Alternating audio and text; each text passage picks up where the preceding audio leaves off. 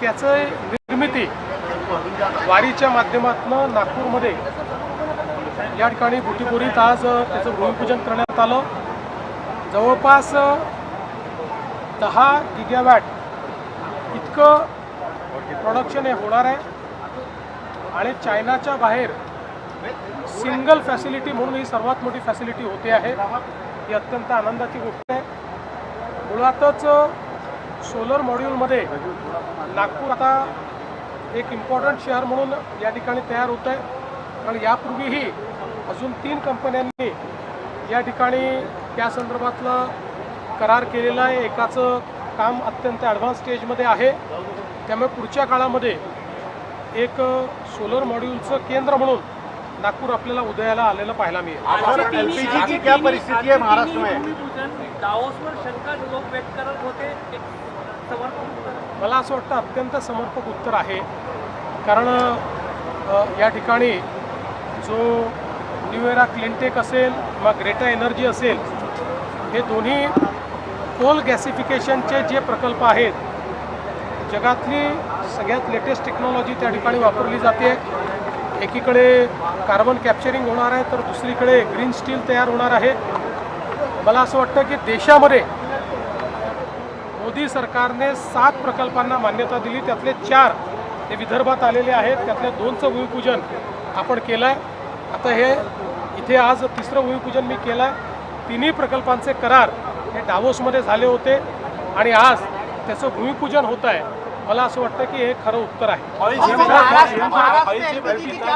भारतामध्ये oil ships येत आहेत, भारतीय झेंडे ज्या जहाजावरती आहे ते जहाज सोडली जात आहेत, विजय आपला देशाचा, आणि एलपीजी शॉर्टेज वगैरे जे आहे ते दूर होत आहेत काही काळामध्ये। मला अतिशय आनंद आहे या गोष्टीचा, परंतु एकूण आंतरराष्ट्रीय परिस्थिती पाहता मला असं वाटतं की या गोष्टी वर जे काही मत व्यक्त करायचं आहे ते केंद्र सरकारच्या अधिकृत लोकांनीच मत व्यक्त केलं पाहिजे।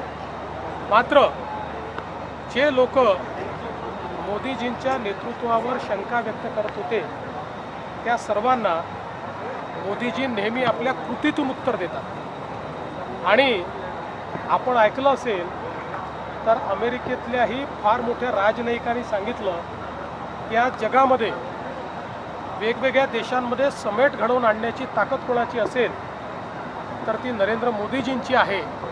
अशा प्रकारे अमेरिकेतले सर्वोच्च एक राजनयिक जर असं बोलतात तर मला असं वाटतं की आपल्या देशामध्ये बडबड आणि फडफड करणारे जे नेते आहेत यांनी देखील हे समजून घेतलं पाहिजे, आपल्या देशाची बदनामी बंद केली पाहिजे। देवेंद्रजी, तुम्ही असं एका बाजूनी स्टॉक सगळा असं म्हटलं जातं, मात्र दुसऱ्या बाजूनी राज्यातल्या प्रत्येक शहरात एजन्सी बाहेर गर्दी होत आहे, वितरणात काहीतरी त्रुटी आहेत, याच्यावर काही कारवाई? वितरणातल्या त्रुटीमुळे हे नाही, काँग्रेसच्या नेत्यांनी जे पॅनिक तयार केलेलं आहे त्या पॅनिकमुळे हे चाललेलं आहे। मोठ्या प्रमाणात जाणीवपूर्वक लोकांमध्ये पॅनिक तयार करण्याचं षडयंत्र हे काँग्रेस पार्टीने केलेलं आहे। वारंवार देशाच्या सरकारने, मंत्रालयांनी, सचिवांनी हे सांगितलेलं आहे की घरगुती गॅस कुठेही तुटवडा आपल्याकडे नाही, ऑइल, पेट्रोल, डिझेल कुठेही तुटवडा आपल्याकडे नाही, पाहिजे तेवढं सगळं आपल्याकडे आहे, त्याचं कुठलंही रेशनिंग देखील करण्यात आलेलं नाही आहे। पण जाणीवपूर्वक लोकांना भडकवायचं आणि रांगा लावायच्या हे षडयंत्र आहे।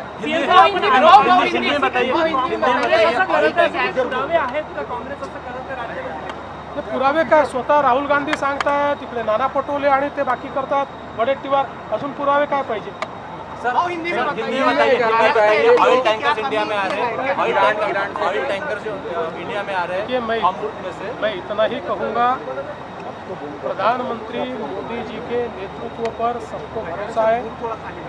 दुनिया का आश्वासक नेतृत्व इस रूप में उनकी ओर देखा जाता है और विशेष रूप से हम लोगों ने पिछले दिनों देखा होगा अमेरिका के भी एक बहुत बड़े राजनयिक जिनको दुनिया में माना जाता है, ऐसे जाने माने व्यक्ति ने ये कहा था कि इस परिस्थिति में अगर कोई व्यक्ति मार्ग निकाल सकता है तो वो नरेंद्र मोदी जी हैं। आज उनका स्टैंडिंग इस प्रकार से है, इसलिए मुझे ये लगता है कि हमारे देश के कुछ नेता बड़बड़ाते हैं, बरगलाते हैं उन नेताओं ने भी इस बात को समझना चाहिए, अपने देश को, देश के नेतृत्व को बदनाम करना बंद कर देना चाहिए। और जहाँ तक बाकी चीज़ें जो आपने पूछी है, इसके ऊपर मैं टिप्पणी इसलिए नहीं करूँगा क्योंकि युद्ध के समय किसी भी अंतर्राष्ट्रीय जो परिस्थिति होती है उस पर टिप्पणी अधिकृत रूप से सरकार के जो एमईए हैं उन्होंने ही करनी चाहिए। बहुत सारे जगह कतार लगी हुई लोगों की। महाराष्ट्र हो या देश हो, कहीं पर भी एलपीजी की कमी नहीं है। लगातार केंद्र सरकार ने, सचिवों ने, कंपनियों ने भी ये बताया है, लेकिन जानबूझकर कांग्रेस पार्टी और उसके नेता लोगों में भ्रम पैदा करते, भय पैदा करते और उनको कतारों में खड़ा कर रहे हैं। एक प्रकार से सप्लाई साइड डिसरप्ट हो जाए, ये उनका प्रयास है। जैसे मानो किसी बैंक में अगर किसी को लग जाए कि पैसा नहीं मिलेगा तो सब लोग पैसा निकालने का प्रयास करते हैं, ऐसी भय की स्थिति निर्माण करने का प्रयास ये लोग कर रहे हैं कि आपको नहीं मिलेगा, नहीं मिलेगा, सब कतार में खड़े हो जाओ। कतार में खड़े रहने की कोई ज़रूरत नहीं है।